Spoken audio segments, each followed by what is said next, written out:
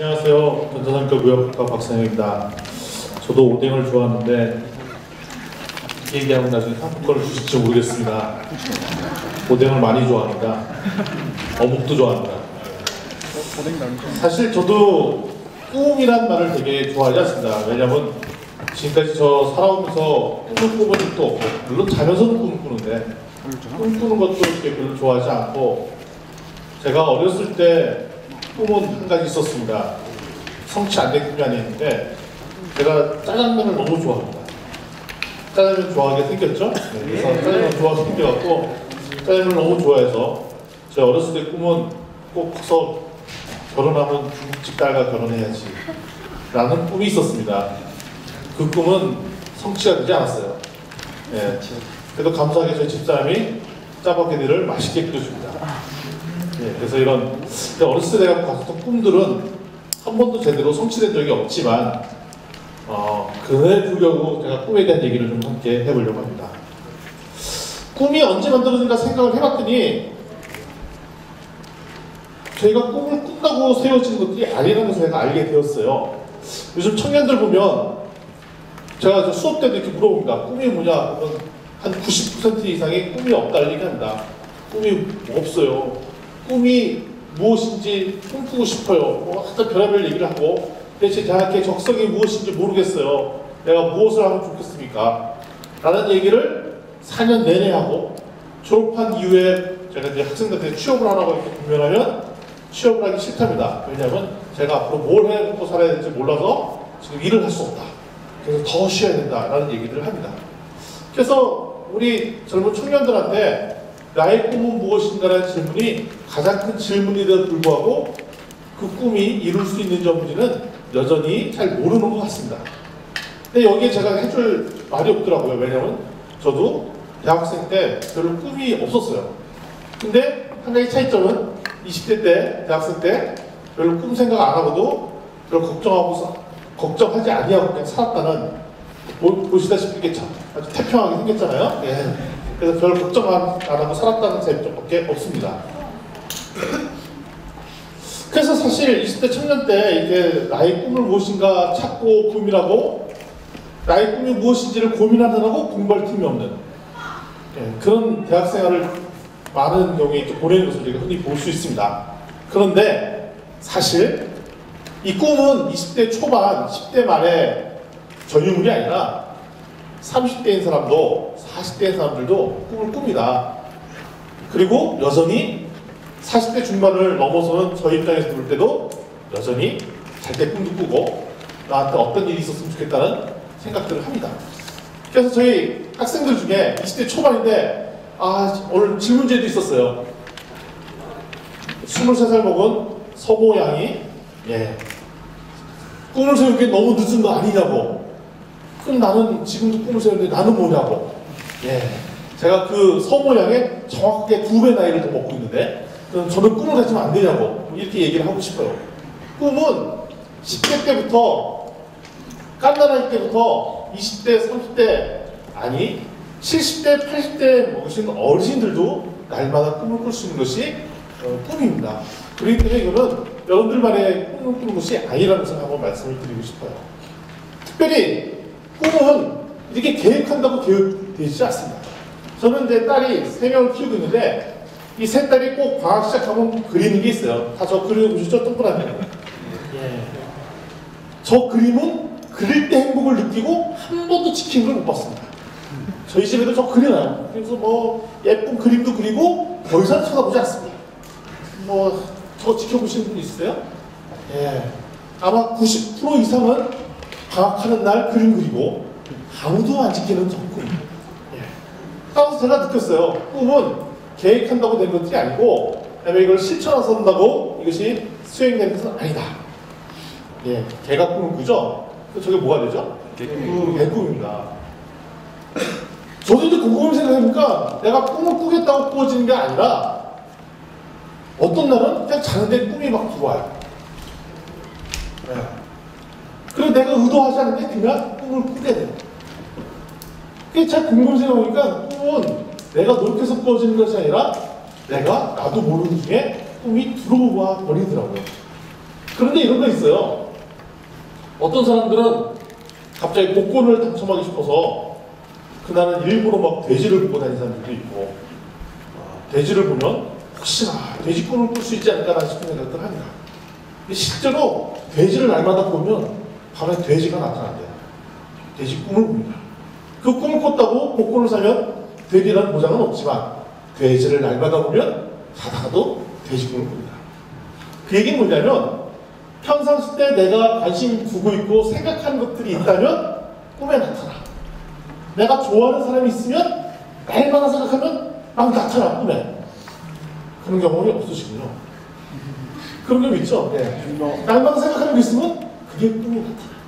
그럼 어떻게 보면 꿈은 내가 의도해서 꿈을 꾸는 것이 아니라 어떻게 보면 평상시 때 내가 관심을 두고 있고 마음을 두고 있고 그 마음에 둔 결과가 꿈으로 나타납니다. 그래서 꿈은 내가 꾸어지는 게 아니라 더 정확한 표현은 꿈은 어떻게 된다고요? 부어져요. 따라서 여러분의 꿈이 무엇입니까? 당신은 꿈을 크게 꾸어야 됩니다. 그 말도 맞아요. 그런데 더 정확한 표현은 꿈은 꾸는 것이 아니라 어떻게 된다고요? 꿈이 부어져서 내가 그 꿈을 당연히 이룰 수밖에 없는 꿈. 이럴 때 이제 개꿈이 있습니다. 개꿈. 엉뚱한 꿈을 꾸는 게 있어요. 너한테 부어지는 꿈은 이건데 나는 이 꿈을 거부하고 다른 꿈을 꿀 때 이건 뭐가 되느냐? 망상이든가 아니면 개꿈으로 전락할 가능성이 있습니다. 자, 맨 왼쪽에 보면 자기가 꿈꾸는 것이 큰데 그것이 행동으로 따르지 않을 때 첫 번째 도요입니다. 이럴 때는 우리 뭐라고 부르냐? 꿈꾸고 말은 많은데 실제 행동을 행하지 않으면 우리는 뭐라고 부르냐면 사기꾼이라고 부릅니다. 소위 말하면 뻥을 치는 거예요.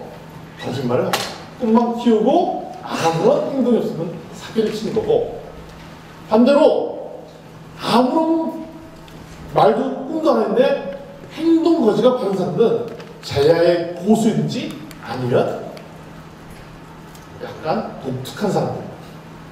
야구 선수로 따지면 김경현 같은 선수들. 액션은 강한데 아무도 그 사람들 좋아하는 사람, 이런 사람이 될 가능성이 있습니다. 따라서 우리에게 필요한 것은 꿈을 크게 꾸는 사람들, 그 사람이 진정한 가치 있는 사람들이면 그 사람이 갖고 있는 액션까지도 행동까지도 연결이 될 때 그 사람의 꿈과 행동이 연결됩니다. 근데 이거는 꿈을 꿔서 행동이 바뀔 수도 있지만 반대로 그 사람이 그 삶대로 살고 있는 것들을 외부 다른 사람한테 얘기할 때 그것이 현실로 바뀌는 사람들도 있습니다. 제가 이제 저와 페이스북 친구인 사람들은 제가 이제 페이스북으로 이게 일기를 맨날 씁니다. 일기 쓸 때 저는 일기를 쓴 적 있어요. 4월 10일 날 얼마 전에 쓴 적인데요. 꿈 이야기만 하는 사람을 별로 안 좋아한다. 실행으로 옮기는 걸 별로 못 보았기 때문이다. 그런데 오늘 예외인들을 만났다. 본인의 꿈을 집요하게 실행으로 바꾸고 회사의 시스템도 반영한다. 언행일치의 표본입니다. 그래서 꿈은 이게 저분들 보니까 꿈도 꾸지만 그 꿈 이상으로 그 삶으로서 행동으로서 그걸 자꾸 뭔가 실현을 하려할 때 자연스럽게 그런 꿈을 꾸게 되는 것들을 봤습니다. 따라서 저 사람의 모습을 봐도 본인의 꿈을 꾼 걸 행동하는 것도 있지만 뒤집어서 얘기하면 평상시의 삶이 반영되고 해서 꿈이 부어지는 그 경우들을 제가 보았습니다. 그래서 제가 그날 어떤 일이 있었냐면 제가 우리 창업대학원에서 특강을 들었는데 그때 농업에서 농촌에서 벤처기업을 하시는 사장님을 만났어요. 그분들은 17명이 되시는 시골의 아주머니 아저씨들 모아놓고 소위 말해 인터넷 교육도 하고 창업 교육도 하시면서 꿈을 막 부어주시더라고요. 그런데 그냥 꿈만 부어주시는 것이 아니라 일생생활에서 그 사람이 창업을 하거나 진짜 사업가가 될 수 있도록 날마다 교육을 시키시고 사람들에게 독려도 하시고 이런 분들을 제가 경험하게 되셨어요. 제가 저분을 보고 저 사람은 꿈을 꾸지만 삶으로 회사 시스템으로도 실제 사람들이 그 일들을 할 수 있도록 도와주는 그런 역할들을 하고 있길래 저 사람은 진짜 언행일치인 사람이다. 실제로 저렇게 삶을 사니까 꿈이 성취된 것을 볼 수가 있었습니다. 내가 누구인지를 좀 볼 필요가 있습니다. 혹시 저 기계를 아시나요? 목사입니다. 복사기 하면 옛날에는 제록스라는 복사기가 가장 유명했어요. 혹시 제록스라는 복사기 아세요? 예. 아, 아빠가 간접 광고 하지 마세요.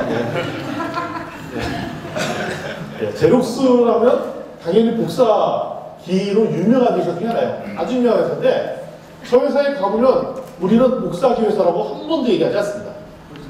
자기네 회사는 더큐멘트 컴퍼니, 기업에 있는 모든 문서에 관련된 비즈니스를 하는 업이다라고 얘기합니다. 사실은 그 일환 중에 하나가 복사기를 만들어내는 뿐이죠.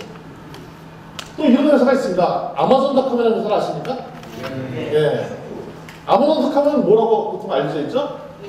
인터넷 쇼핑몰 중에 특별히 인터넷 책을 파는 회사라고 알려 있어요. 근데 저 회사를 근데 사장님한테 왜 아마존이라고 회사 이름을 전냐고 물어보면 나는 정보의 바다인 데이터를 아마존과 같이 다 휘어잡고 아마존 같이 자기의 플랫폼에 흘려보내고 싶다. 그런데 다만 처음에 했던 제품이 책일 뿐이다 라고 정리해요. 이런 전략과 계획이 있으니까 그 다음에는 어떤 일들을 했냐, 책을 비롯해서 다양한 음반, 경매, 장난감 이런 걸 팔기 시작했어요. 다른 사람들이 이렇게 비평을 했습니다. 너무 무덤으로 이렇게 장사하는 거 아니냐? 니네 인터넷 서적 사이트인데 인터넷 책 파는 회사에서 저런 거 하면 되겠냐고 비난을 했어요. 그랬더니 아마존 사장님은 단호하게 얘기합니다. 우리 인터넷으로 책 파는 회사는 하는 적이 한 번도 없다는 얘기예요. 우리는 인터넷을 바다와 같이, 인터넷을 아마존과 같이, 인터넷의 정보를 아마존과 같이 흘려보는 것이 꿈입니다. 비전입니다. 라고 해서 그런 입장에서 볼 때 저희 입장에서는 책이나 경매나 장난감이나 다 똑같습니다. 인터넷은 하나의 정보일 뿐입니다. 라고 얘기를 합니다. 같은 행동을 하더라도 본인이 어떻게 자기를 정의 내리느냐에 따라 달라져요. 그러면서 의문이 생겨요. 그럼 나는 누구지? 나는 앞으로 뭐 할 사람이지? 이게 되게 헷갈리잖아요. 쉽게 정의 내리는 방법을 알려드립니다. 쉽게 정의 내리는 방법 어떻게 하려냐면 제가 말씀드리겠습니다. 이 사람 누구지 아시겠어요? 예, 써있어요. 소크라테스. 너 자신을 알라라고 얘기했는데, 자, 많은 사람들이 이런 얘기를 합니다. 여러분들이 성공하려면 한 우물을 팔아. 전 한 번도 보지 않은 만화인데, 만화, 유명한 만화죠? 원피스라는 만화라고 본 적이 있어요. 근데 거기에 한 사람이 이렇게 얘기했대요. 나는 벽에 낙서를 해온 지 50년이야. 그림에 대해서 나보다 뛰어난 사람이 없어. 50년 정도 했으니까 이 사람은 낙서나 그림에는 일가견이 있는 사람이겠죠. 그러나 50년 낙서했다고 저 사람은 피카소나 고호나 이중섭 씨 같은 분이 되지 않습니다. 많은 부분들이 한 곳을 파야 된다고 하면서 쉽지 않은 부분을 한 곳을 파려고 노력합니다. 이럴 때는 큰 상처를 얻을 가능성이 있습니다. 그러면 어떻게 하면 좋으냐? 평상시 때 하고 다니는 짓을 보면 이 사람의 정체성을 알 수가 있습니다. 저는 세 딸의 아버지라고 말씀을 드렸어요. 근데 저희 큰딸과 둘째딸이 대안학교를 다니고 있어요.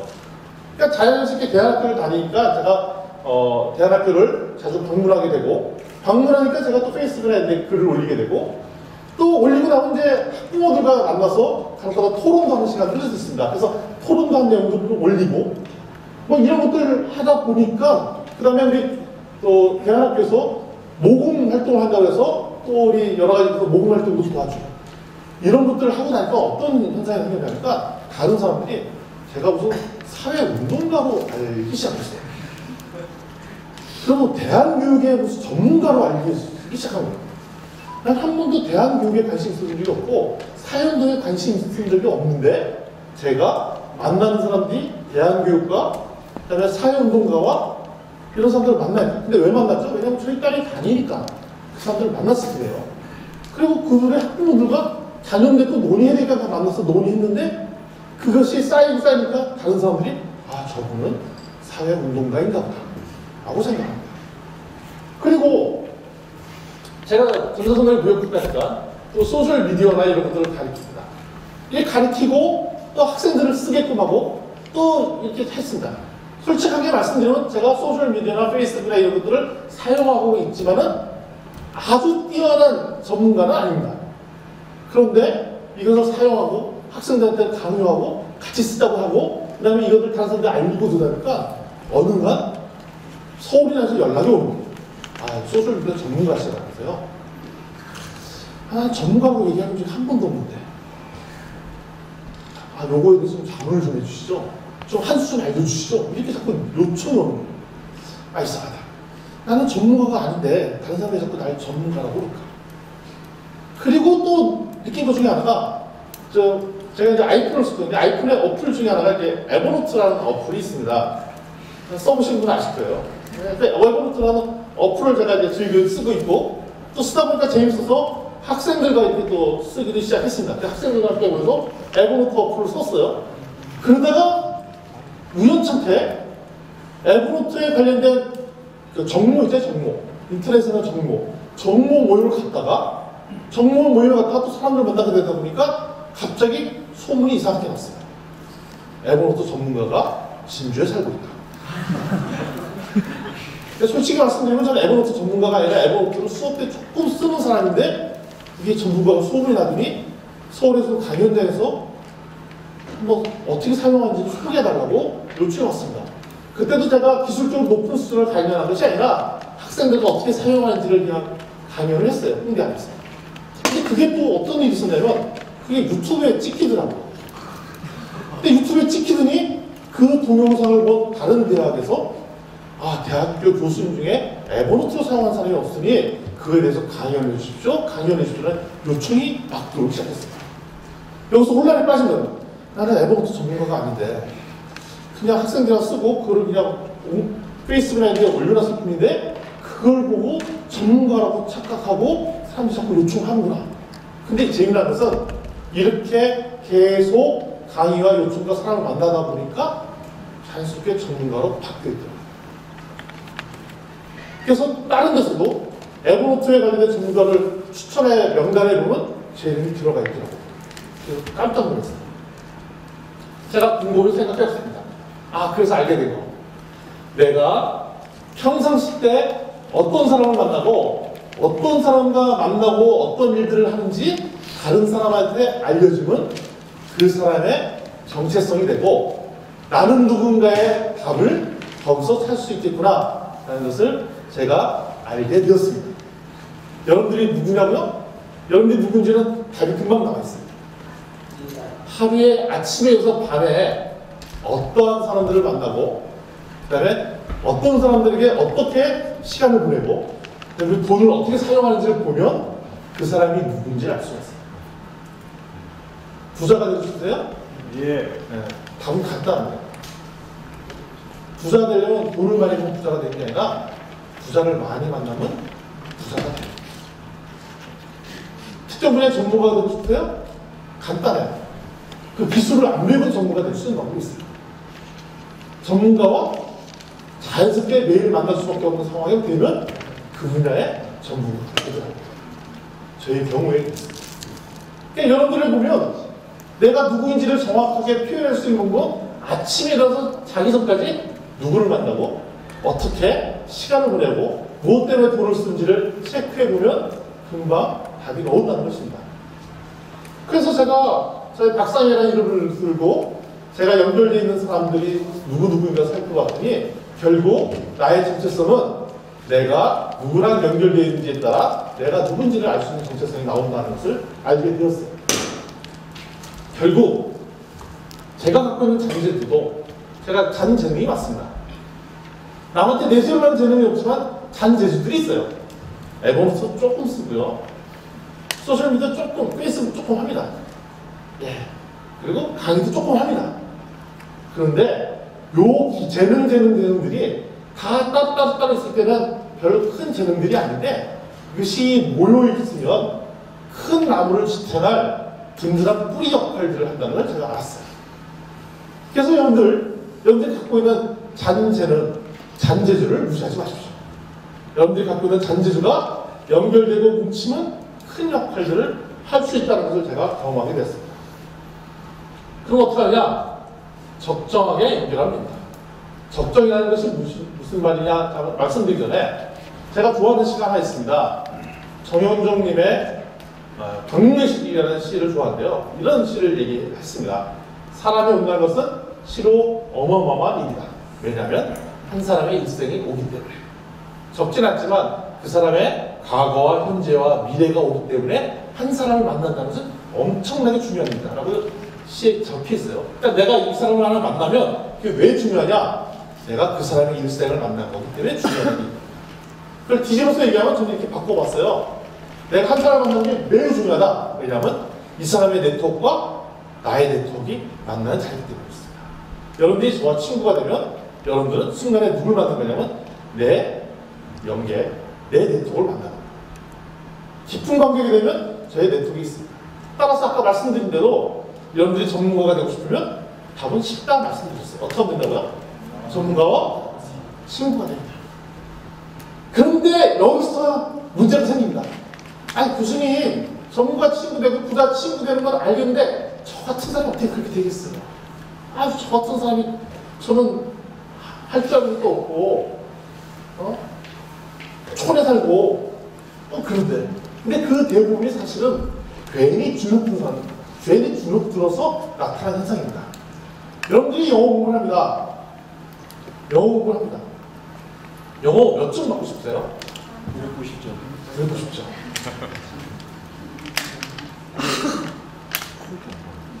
990점 맞아도 여전히 영어를 못한다고 컴플렉스가 있을 것입니다. 900점 맞은 사람도 여전히 컴플렉스가 있을 것입니다. 저는 이렇게 고민하고 싶어요. 900점 받으려고 노력하지 마. 700점만 받아. 700점만 받고 놀면 문제인데 700점 받고 나머지 시간에 다른 것들 한다면 그게 더 가치있다는 것이죠. 자, 여기 보면 지금 보면 나보다 영어 수많은 사람들이 있어요. 세상에 어디 가나 나보다 학벌 좋은 사람이 엄청나게 많고 나보다 말 잘하는 사람 엄청나게 많고 그다음에 계산 잘하는 사람 엄청 많고 그림 그리는 사람 엄청나게 많아요. 저희 과 학생 중에 하나가 제가 만났을 때 그림을 너무 예쁘게 잘 그렸던 친구가 있었습니다. 또 그림 잘 그린다, 또 그림 그리고서 뭘 하자라고 했더니 거절한 거예요. 아, 왜? 저보다 그림 잘 그리는 사람이 너무너무 많아요. 저 이거 할 수 없어요. 라고 거절한 거예요. 아, 너 말 잘해? 너 같이 뭘 하자. 아니야, 저 이거 못해요. 저보다 이거 잘하는 사람 엄청나게 많은데요. 당연하죠. 그 사람보다 그림 그리는 사람 엄청나게 많고 그 사람보다 말 잘하는 사람 엄청나게 많고 그 사람보다 영어 잘하는 사람 엄청나게 많아요. 근데 그때 왜 문제가 생기냐? 자기는 거기에만 올인하기 때문에 나는 영어만 잘하면 항상 컴플렉스에 빠질 수밖에 없습니다. 왜냐면 900 맞은 사람은 열등식이 있습니다.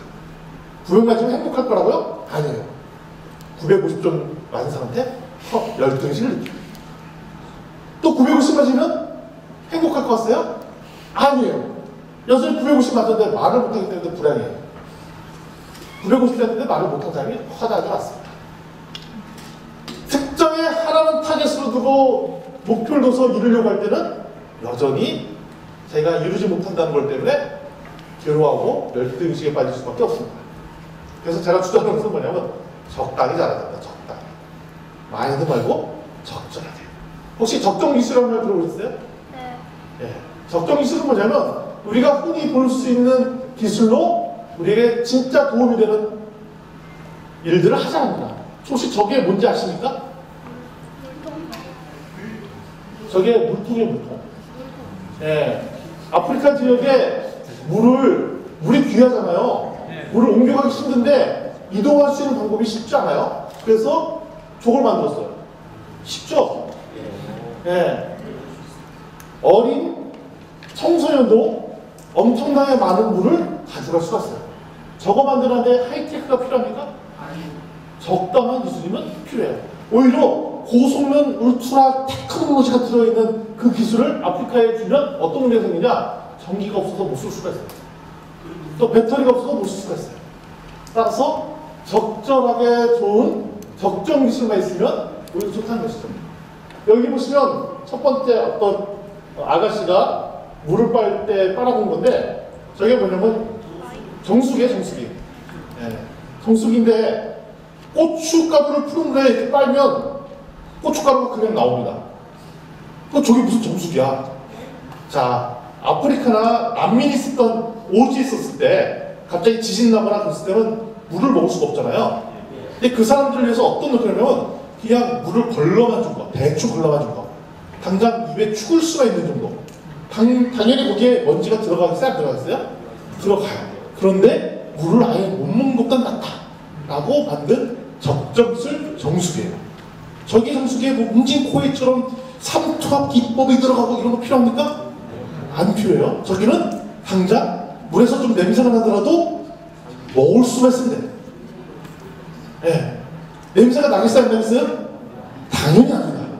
그러나 웅진코이의 삼투압 방식의 정수기는 저 상태 가져가면 전혀 필요 없는데 빨대처럼 생긴 저 정수기는 저 사람한테 요긴하게 쓸 수 있어요. 우리는 우습게 보지만 저기 태양열 저기요 물 끓이는 기계예요. 예, 태양열 이용한 조리기죠. 저 조리기. 한국에서는 저거 쓸 일이 없겠지만 인도나 이런 지역을 가보면 강렬한 태양빛으로 인해서 한 가정의 조리를 책임지고 있습니다. 저런 지역에 저소득층에 전기가 없는 지역에 지금처럼 우리가 고급 버너나 이런 것들이 필요 없다는 것이죠. 오히려 저런 것이 더 적절하게 잘 쓰이면 더 요긴하게 쓸 수 있다는 겁니다. 그런데 그거는 적정 기술만 그런 것이 아니라 제가 보기에는 우리에게 있는 적정한 재능들도 잘 섞이면 요긴하게 쓸 수가 있다는 것입니다.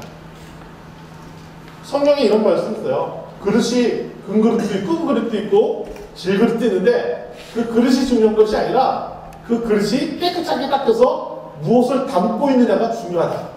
그러니까 결국은 뭐냐면 우리 영어 잘못하면 못한 거 인정하자 이거죠. 말 아주 잘하는데 적정하게 잘하면 그거 인정하자 이거죠. 예, 제가 갖고 있는 것들 못한다고 우습게 생각하지 말고 우리가 하고 있는 요 수준 적당하게 하는 거 있으면 그거 인정하자 이겁니다. 그럼 뭐라고 좋으냐? 우리가 갖고 있는 그 재능들을 연결하면 자, 아까는 잘할 수 있는 게 영어 한 가지가 커 보였는데 잘 못했던 거 토론, 취미, 게임, 출판, 교육, 여행, 기부 이 제가 재능이 있다면 이것이 따로 있을 때는 작은 재능밖에 되지 않았지만 저것이 연결되면 더 큰 재능으로 탈옥합니다. 저는 경영학 교수입니다. 경영학 전공했습니다. 그런데 저보다 훨씬 잘 가르치는 경영학과 교수님들이 계세요. 서울에 계시고 수많은 대학들이 있어요. 근데 저는 그 사람들과 경쟁하지 않습니다. 저는 또 전문가가 소셜미디어를 전공했습니다. 근데 저보다 훨씬 잘하는 소셜미디어 전문가들이 서울에 수두룩합니다. 또 저는 액션리딩 코치로 활동합니다. 저보다 훨씬 잘하는 액션리딩 코치들이 널리고 널렸습니다. 저는 창업대학원에서 창업을 가르칩니다. 그러나 저보다 훨씬 더 창업을 잘하시고 창업 전문가는 엄청나게 많습니다. 그런데 소셜미디어도 하고 창업도 알면서 에버노트를 쓰면서 그 다음에 학생들과 이렇게 소통하는 교수는 전국에 저밖에 없습니다. 제가 갖고 있는 재능들은 적정 수준의 재능밖에 안 되는데 이것이 연결되니까 저와 독특한 캐릭터나 저와 비슷한 영역을 갖고 있는 사람들은 전국에 아무도 없다. 그래서 알았죠.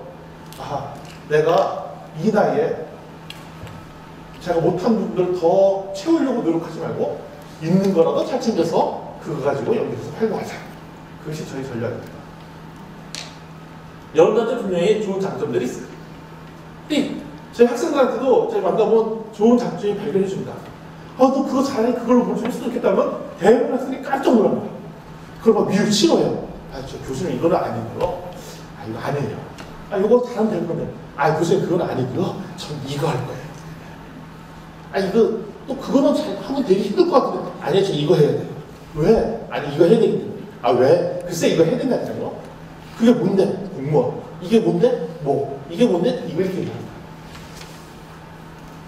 여러분들 갖고 있는 재능들이 있습니다. 재능이 큰 재능이라면 어떤 재능이라고요? 적정 재능. 어떤 재능이라고요? 잔재주. 그 잔재주와 적정 재능이 서로 연결되면 큰 역할들을 발휘할 수 있습니다. 오타가 있지만 한번 읽어보겠습니다. 제가 좀 쓰는 일기예요. 최근 깨달은 것, 히읗자 빼야 됩니다. 나의 미천한 경험과 잔재주라고 서로 잘 연결하면 서로 새로운 영역의 훌륭한 역량으로 개발된다. 내 속에 있는 수많은 삶의 경험들을 연결할 때 창의성이 나온다. 인생은 헛사는 인생이 없습니다. 다만 헛사는 인생과 잘 사는 인생의 차이점은 내가 걸어왔던 길들을 하나도 빼놓지 않고 연결을 했는가, 아니면 과거에 살아왔던 그 경험들을 다 버리고 새로운 삶을 출발했느냐, 이 차이점만 있는 것 같습니다. 그래서 여러분들 갖고 있는 여러 가지 재능들을 계속 연결하고 붙잡고 그러면 어떤 일이 생기는지 아십니까? 꿈이 부어집니다. 그런 삶에서 새로운 사람들을 만나면 자연스럽게 여러분이 꿈이 부어지고, 나도 몰랐던 그 꿈이 부어지면서 그 꿈이 현실로 바뀌어 있을 것입니다. 네, 이상 마쳐 긴 시간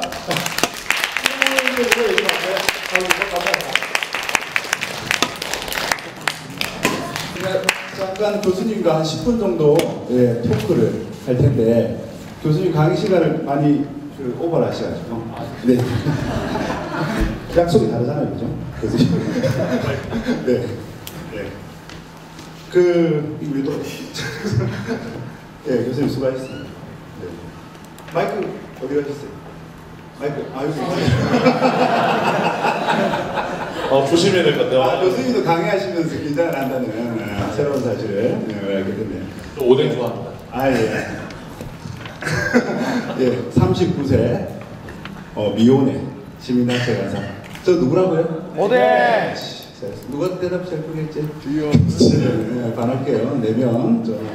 자, 먼저 질문을 좀 드려, 어떻게 이제 약속을 했으니까 저는 학생들 편에서, 여러분들 편에서 질문을 하고 싶은 게 몇 가지가 있는데, 그렇습니다.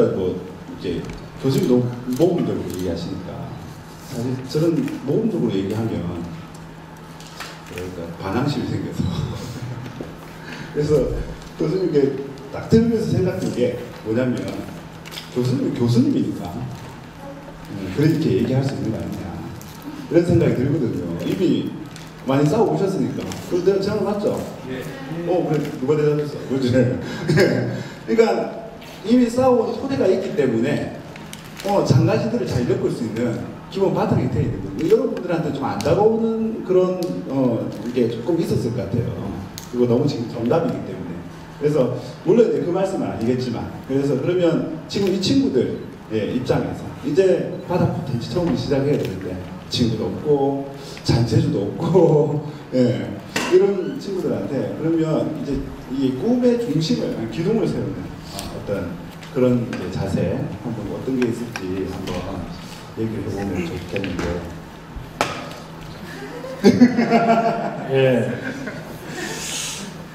제가 원래 고등학교 때 진로 선택을 뭘로 했었냐면 사범대학교를 가려고 했었어요. 중고등학교 선생님 되려고 사범대를 가려고 했는데, 그때 학력고사가 너무 어렵더라고요. 그때. 그래갖고 학력고사를 잘 못 봤어요. 못 봤고 사범대를 못 갔어요. 그래서 보다 성적이 떨어지는 경영학을 전공을 했습니다. 그래서 나는 중고등학교 선생님 되고 싶은데 어떡하지? 나는 돈 버는 거 이런 거 잘 못하는데, 이걸 했는데, 그리고 대학 교수가 될 거라는 것은 전혀 꿈에 생각하지도 못했다가 그다음부터 이제 직장을 구하고 직장 다니다가 보니까 생각보다 일이 또 재밌어지고, 그다음부터는 공부를 더 하게 되고, 그러다가 30대 중반이 돼서야 내가 교수가 될 수 있겠구나라고 생각해서 교수가 됐거든요. 여기서 비밀이 나오는 거죠, 그죠? 처음부터 교수가 된 게 아니다. 네, 그렇기 때문에 제가 중고등학교 때 공부를 더 잘했으면 지금 중고등학교 선생님이 됐을 텐데, 적정하게 공부를 잘 못해줘갖고 대학교 교수가 됐어요. 그래서 제가 드리는 얘기는 뭐냐면, 지금 뭘 잘 못한다고 그것이 결정되는 건 결코 아니고 살아봐야 아는 거라는 것 같아요. 근데 많은 경우에는 지금까지 살아왔던 것들을 버리더라고요. 나한테 좋은 재능들이 있는데. 근데 저는 그게 아까워갖고 한번 꽂힌 데는 계속 하고 그랬더니 연결이 된 것 같습니다. 그리고 여기서 이제 솔직하게 얘기해 주시는 박수 한번. 솔직하게 얘기를 해주시는데, 여기서 또 문제가 뭐냐면, 그러면 이 운에 맡긴다는 말인데 우리가 꿈을 가지고 살아간다는 게 항상 마냥 기다릴 수만 없잖아요, 그죠? 네, 우리가 사실은 성공한 사람들을 자서전을 쓰자 이렇게 성공했다 하면 대부분이 거짓말입니다. 그런 책을 읽으면 안 돼. 왜 성공한 사람들은 자기가 어떻게 성공했는지 잘 몰라요. 근데 얘기해주고 싶어서 그걸 구조화하는 거지. 모범적인 답들을 찾아내는 거지. 이게 맞는, 저는 그렇게 생각하는데, 그렇다고 이제 그 사실은 그런 우연들이 모여서 우리가 이런 삶을 이렇게 풍성하게 하는데, 그 순간에 그렇다고 이제 마냥 기다린다고 꿈이 이루어지는 건 아니지 않습니까? 그리고 그 순간에 기다림의 순간들, 그리고 좀 힘든 순간들. 네. 저는 한 번도 기다려본 적이 없었던 것 같아요. 왜냐면 꿈을 별로 꾸지 않았기 때문에 기다릴 꿈도 없었고, 그냥 제가 하고 있는 것들 중에 이거 재밌으니까 이거 더 하고. 예. 제가 사실은 몰입하는 것도 있습니다. 어떤 거 몰입하냐면 집중력. 제가 지금 몸은 이렇게 좀 안 좋아 보이지만 한때 제가 헬스에 마음이 확 꽂힐 때는 체형이 지금과 달랐습니다. 그래서 그 헬스에 제 집중해서 막 할 때는 막 헬스 책도 사다 보면 근육이 이거 무슨 근육인지 이거 나와요. 그래서 그 근육을 막 연구하면서 막 트레이너의 코치를 하다가 너무 무리하고 허리와 손목이 나갔어요. 그 정도로 몰두를 했는데 그 왜냐면 근육 키우는 잔재미가 있거든요. 그때 뭐 제가 내가 뭐 미스코리아 나가겠다는 그런 꿈은 없었어요. 미스터 미스코리아. 예. 뭐 미스터 코리아 나가겠다는 그런 꿈을 갖는 게 아니라 그냥 요 근육 누는 잔재미랑 그 체지방 주는 잔재미가 쏟아있기 때문에 그걸 열심히 했던 것이지. 그때 집중했다. 그때 재미나게 했죠. 네. 근데 그거를 할 때 더 몰입하고. 네. 근데 그거를 다 대수있으면 연결해서 쓰려고 했던 것이지. 그렇게 기다린 적은 한 번도 없습니다. 참고로 말씀드리면 저는 한 번도 놀아본 적은 없던 것 같아요. 뭐든지. 예. 뭐든지 하고 계셨다. 뭐든지 네. 하고 있습니다. 잘 못 노실 것 같은 내가 봐도. 딱 스타일이 잘 노는 스타일이 아니시다. 그렇게 좀 느껴지고. 예. 그 보면 이제 사실은 이제 논다. 이게 논다. 그리고 이제 계속 뭐 집중한다 하는데 논다는 빼고 집중한다에 좀 포커스가 있는 것 같은데 일할 때마다 좀 뭐랄까 즐겁게 하고 집중해서 했다 하는 거예요. 보통 그렇게 집중을 한다는 거는 결핍이 있다는 거예요. 그래서 학창 시절에 공부하셨는데 제가 사실은 집중했던 거가 집중력이 사실은 좀 떨어져요. 또 뒤집어서 얘기하면 왜 집중이 떨어지냐면 남들이 1시간 동안에 할 수 있는 일을 한 서너 시간 걸려서 합니다. 왜냐하면 저도 이제 일을 하려고 연구실에서 밤을 새우는데 그 와중에 같이 일하는 사람들 수다도 떨어야 되고 그 와중에 그 음악도 들어야 되고 다른 얘기도 좀 갖다가 이야기를 하다가 이 얘기도 해야 되고 그래서 좀 길어질 수 있는 스타일이 있는데 근데 밤을 새서 일을 했는데 재밌더라고요. 그러니까 그걸 일로서 하면은 힘든데 그 중간중간에 집중을 높이기 위해서 코드들을 심어놓습니다. 잔재미들. 예. 왜 늦게까지 공부하냐? 꼭 12시에 있는 그 음악 프로 듣기 위해서. 이런 거죠. 2시에 나오는 그 코너 꼭 들어야 되기 위해서. 뭐 이런 거죠, 이런 거. 내가 그 음악 프로 안 들어주면 그 DJ가 서운해할까봐. 전혀 보지도 않는데 뭐 그것 때문에 그냥 약속 정해놓고 그런 잔재미를 코드들을 숨겨놓았던 게 이제 사실은 뭐 공부 얼마나 더 하겠어요. 그냥 대충 하는 거죠. 적정하게 하는 거죠. 그러니까 오래 하기 위한 요소들을 그리고 재밌게 하기 위한 요소들을 스스로 만든다는 거죠.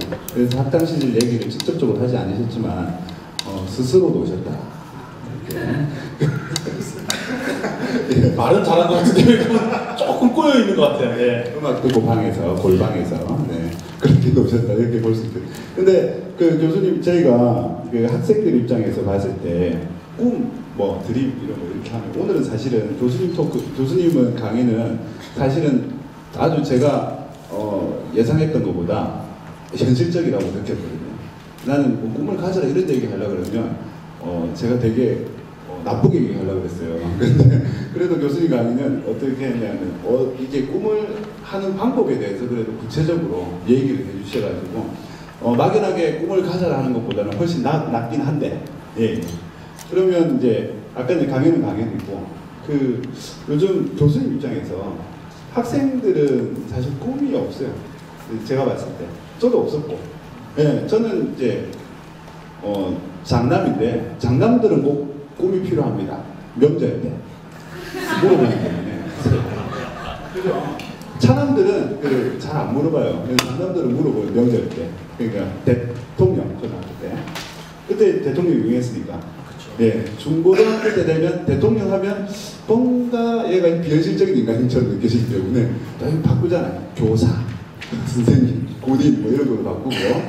네, 뭐 그러면서 이제 꿈을 강제당하면서 아이들 삐뚤어지는 거 아닌가 이런 생각들이 있거든요. 사실 요즘은 꿈을 강요하는 시기이기도 해요. 젊은이들한테. 교수님은 그렇게 얘기 안 해주셨지만, 그래서 그 메시지를 좀 분명하게 좀 전해주셨으면 좋겠는데, 요즘 꿈을 강요하고 있는 이런 이제 세태, 자꾸 청년들한테 뭔가 목표를 가지고 진취적이지 않으면 더 뒤떨어진 것처럼 얘기하는 이런 세태에 대해서 아까 강의하고 연결해서 좀 조금 더 풀어주시면 어떨까요? 근데 모든 사람이 꿈을 갖추지 말아라도 문제가 있는 것 같아요. 왜냐하면 진짜 꿈을 갖고 목표를 세운 다음에 그걸 진지하게 추진해 나가서 그걸 이루는 사람들이 있거든요. 그런 사람들도 성공 사례들도 있고.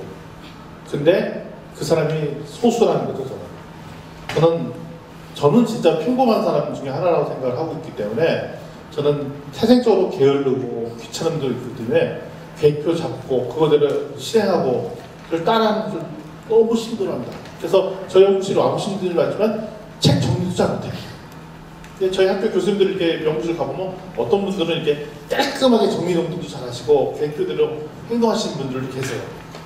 그러니까 제가 보기에는 성공의 답이 다 정해져 있는 것이 아니라 사람마다 다른 것 같아요. 그래서 본인이 목표 설정을 잘하고 꿈을 꾼 대로 그걸 잘 이룰 수 있는 분은 그 목표대로 가지만 모든 사람이 그걸 쫓아갈 수는 없다는 거죠. 나는 그거 하기 싫은데, 귀찮은데 굳이 습관을 바꿔가면서 뭐 이렇게 싶고. 저도 알아요. 성공하려면 아침 일찍 일어나야 되고 일찍 자고 뭐 이런 게 아니잖아요. 좀 싫거든요. 왜냐면 밤에 12시 넘으면 약침이 너무 좋고 아침에 자고 있는데 막내가 아빠 깨우러 와서 듣는 것도 너무 좋고, 그런 게 좋거든요. 근데 알아요. 다 유명해졌던 사람들은 아침 일찍 일어나고 그랬다는 거예요. 근데 그거는 또 그 사람 얘기라는 생각이 들어요. 그렇기 때문에 제가 드리는 말씀들은 그 꿈과 비전 설정하는 것들이 또 그렇다고 무조건 나쁘다고 보는 것이 아니라 자기만의 스타일들을 찾아서 하는 것이 좋지 않을까. 그렇지만 꿈이 없는 거가 문제가 아니라는 거예요. 왜냐하면 대부분 사람이 꿈이 없어요. 그런데 꿈이 없기 때문에 그걸 고민하고 그거 하다가 다른 것을 못하는 거는 큰 문제예요. 제 이제 페이스북 친구들, 대학생들 보면은 잠을 못 이룬다고 얘기해요. 왜? 꿈을 찾아야 되기 때문에. 잠이 안 온대. 꿈이 뭐야? A라는 꿈을 B. 그러니까 전혀 그럴 필요 없어요. 그냥 자면 돼요. 괜히 꿈을 꾸는 거예요. 그럴 필요는 없다. 이 말씀으로 마무리하고 싶습니다. 좋은 말씀 감사합니다. 박수 한번 부탁드릴게요. 꿈은 그 자체가 목표가 아니라는 거죠. 맞죠? 교수님? 예. 제가 잘 알아들었습니다. 네. 꿈은 자체가 목표가 아니고 꿈을 찾아가는 과정은 윈전에 나오는 어떤 정해진 틀이 있는 것이 아니고, 네. 그렇죠. 네. 자기 나름의 방법들을 잘 그때 잘 배정해서 그 자기를 잘 살펴보면서 만들어가는 게 중요하다. 네, 맞습니다. 네. 저 A, 네? 예, A 플러스 드리겠습니다. 네, 감사합니다. 자, 그러면 인터넷 질문 이미 오늘 강의가 좀 길어져서 빨리 좀 하겠습니다. 정재원 학생, 정재원 1. 없구나. 없기 때문에 패스하시죠. 패스. 그 질문 어려우십니다. 네. 이거 좋은데 지금? 예, 어렵습니다. 답변하기 어렵습니다. 답변 안 하고 읽어보는 걸로. 네. 오늘날 정재원 1학년. 네. 오늘날 꿈과 비전이 왜 필요한가? 이전에 도대체 오늘날 꿈과 비전을 가진다는 게 어떤 의미인가를 먼저 물어봐야 되는 게 아닌가? 무슨 말이죠? 자본주의 사회에서 가장 오염된 단어 중 하나인 꿈과 비전. 사실은 좀 공허합니다. 지금 상담을 빨리 받아가야 돼요. 그 친구를 좀 찾아서 예, 좀 학교에서 상담을 좀 해주시면 좋을 것 같고 자본주의 나오고 네. 자본주의 오랜만에 듣네요. 네, 자본주의 캐피탈리즘인가? 네. 자 김영락 1 네. 그분도 안 계세요. 김영락 1 예, 지금 안 계십니다. 아 예. 이분들이 인터넷으로만 소통. 예, 제가 아는 분인데 이제 안 오셨네요. 예. 네. 그 다음에 이제 소부정 1. 네. 네. 직접 읽을래? 네. 그러고요. 네. 자, 꿈과 비전 중에서 둘 중 하나만 잡을 수 있다면 어느 것을 먼저 잡아야 더 큰 효과를 볼 수 있을까요? 꿈과 비전이 뭐가 다른지를 설명해 줘야 될 것 같은데 우리 잠깐 얘기해 주실래요? 꿈하고 비전이 뭐가 다른지. 네네. 그냥 육성을 하셔야 돼요. 네. 가까우니까. 꿈은 뭐고 비전은 뭔지. 네. 그냥 내가 단순히 꿈을 보고 비전은 제 앞에 있는 확실한 제 무슨 말인지 제 질문에도 있는 겁니다. 네, 고맙습니다. 이게 꿈을 영어로 검색을 하면 이게 영어로 나오면 드림, 그다음 비전, 그다음에 일루전까지. 네, 발음이 A인가요? 일루전까지 3개가 있는데 이게 다 섞여 있잖아요. 이게 이제 영어는 3개인데 다 다른 말인데 한국말로는 다 꿈이야. 네, 이런 부분도 좀 그런 거죠, 그죠? 약간 호황되고 구체적인 어떤 실천 계획이 있고 이런 건데 사실은 요게 문제가 있습니다. 그 말씀을 하는 게 우리가 꿈을 가지라면서 사람들 좀 혼동하는 게 있어요. 비전을 가지라는 거지, 그죠? 그리고 어떤 꿈을 가지라는 것이 망상을 가지는 게 현실화 될 수 있는가? 이게 이런 이제 단어적인 문제 때문에 좀 헷갈리는 부분들이 있거든요. 여기서 오늘 얘기하는 꿈은 꾸는 꿈이나 망상보다는 이제 구체적인 실천 계획의 비전인 것 같은데 사실은 대통령이 되고 싶어요라는 꿈도 그걸 실현시키기 위한 동력이 될 수 있지 않습니까? 예, 그렇게 한번 비전하고 꿈이 어떻게 근데 이거는 뭐 다분히 있는 건 아니고요. 제가 생각하는 것은 뭐냐면 저는 기독교인이기 때문에 비전은 사실 공동체성이 있다고 봐져요. 왜냐하면 사람이 태어나고 있으면 그 사람들의 이 땅에서 사는 역할들이 있다고 봐집니다. 그렇기 때문에 그 비전은 내가 살아야 될 이 땅에서 해야 될 일들을 하는 거. 역사적 사명을 띠고 이 땅에 태어났다니까요, 진짜. 근데 그 일을 하는 거. 그러니까 내가 운명처럼 다가오는 그 일들을 하는 게 비전이라고 생각이 들어요. 근데 그 비전은 항상 공동체성을 지향한다고 봐지고 있고요. 이 꿈은 어떻게 보면 그런 측면에서 보면 철저히 개인적이죠. 개인적이고 감사한 것은 꿈과 비전이 같으면 좋은 거죠. 개인의 꿈이 이 공동체에 주어진 비전과 맞을 때는 좋은 거죠. 그래서 저는 오히려 이렇게 구별하고 싶어요. 개인이 꿈을 이렇게 세우지 말고 내가 이 역사상을 띠고 이 땅에 태어나서 해야 될 일들이 뭔가 그것들을 찾는 게 더 낫지 않을까 싶은 생각이 듭니다. 좋은 대답이신 것 같습니다. 자, 우리 마지막 진수봉 1. 예, 안 오셨네요. 안 오셨네요. 야간 학생인데 안 오셨네요. 이분 질문은 우리 삶에 꿈과 비전이 없으면 어떻게 될까요? 나게 하죠. 없어도 잘 살 겁니다. 예. 전혀 문제 없이. 꿈꾸는 게 인간의 유일한 꿈이 없다고 다 문제가 생기고 그렇지는 않다는 그런 말씀입니다. 이 시간들이 많이 없어서 질문을 많이 준비해 왔는데 오늘은 그냥 이 정도로 하고 또 제가 또 다 보여드리면 안 되잖아요, 그죠? 네. 그래서 또 우리 다음 강사님 계시고 제가 몇 분 좀 했습니까? 한 10분 했습니까? 예. 예. 그러면 마지막으로 교수님, 저는 아직도 꿈이 없습니다. 잘 모르겠어요. 그런데 예전 어릴 때 꿈이 없다는 얘기를 하면 되게 죄책감을 들었어요. 예. 왜냐하면 꿈이 없이 산다는 건 우리나라에서는 약간 퇴폐적이랄까? 자기 책임감이 없는 사람들 그런 직업들을 많이 봤는데 요즘 들어서도 꿈이 없다는 얘기를 또 당당하게 하는 사람들이 있어요. 유시민 씨라든지 그러면 나이 50이 넘었는데도 이번에 책 내면서 난 꿈이 없다. 그런 얘기들을 하고 하긴 하는데 사실은 이제 그런 우리 청년들 때 어릴 때 그리고 저도 이제 젊은 대학 시절에 참 꿈을 갖고 싶은데 근데 그게 또 스트레스 오히려 더 스트레스가 되기도 하고 근데 뭐 어떻게 가져야 될지 모르겠고 예. 요대목에서는 사회자님이 거짓말을 하고 있는 왜냐면 제가 그 자주 뵙는 분 중에 한 분이거든요. 근데 도대체 생각지도 못할 여러 가지 꿈의 계획에 대해서 막 펼쳐볼 때 깜짝깜짝 놀라요. 어떻게 하면 이 YMC가 이 지역사회에서 어떻게 해야 할까라는 얘기를 굳이 안 해도 되는데 막 흥분돼서 그 일들을 얘기하세요. 그건 뭐죠? 꿈인가요? 뭔가 제가 잘못했고요. 네. 제가 사회자고요. 거짓말 하시는 거 같아요. 잠깐만요. 자, 개인적인 꿈은 아직도 개인적인 꿈은 아직도 잘 모르겠습니다. 그럼 오뎅을 같이 드실 배우자를 빨리 만나시는 꿈을 갖는 게 그 결혼도 아주 이렇게 우리 사회에서 미혼남을 그 죄인으로 만드는 마치 범죄자로 죄송합니다. 나쁜 관습이라고 쓰는데 제가 봤을 때는 그래서 우리 친구들 지금 이제 고등학교 때 그리고 이제 대학교 때 생각하면 정말 방황 많이 했던 것 같거든요.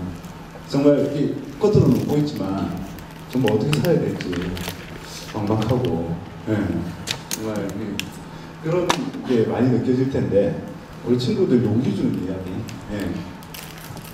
뭐 되는 대로 살아가는 친구 이런 얘기를 한번 격려를 한번 해주시면 어떨까 우리 친구들한테.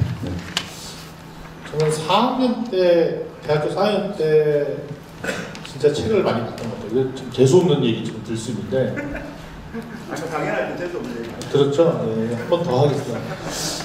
진짜 소설책을 엄청나게 많이 그랬던 거죠. 그때는 캡스톤 디자인이라는 말도 없었고 졸업작품이라는 이런 얘기들도 없었을 때 대학을 다니고 그렇기 때문에 도서관에서 사실 딴 게 할 게 별로 없어서 책을 많이 봤는데 근데 그게 좋은 자산으로 지금 남아있는 것 같아요.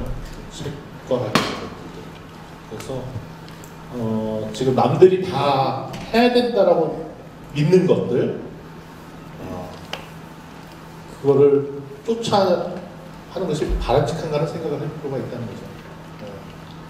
토익 목표는 900이 아니라 700으로 대폭 낮추시고 700이신 분은 600 정도로 더 낮추시고 자기 노력에 한 80%만 들여서 그 점수만 따시고 나머지 또 노력으로 다른 자기가 갖고 있는 재능들을 더 개발하시고 있으면 그것이 서로 엮이면 더 멋진 여러분들을 만들어 나갈 수 있지 않을까 생각을 듭니다.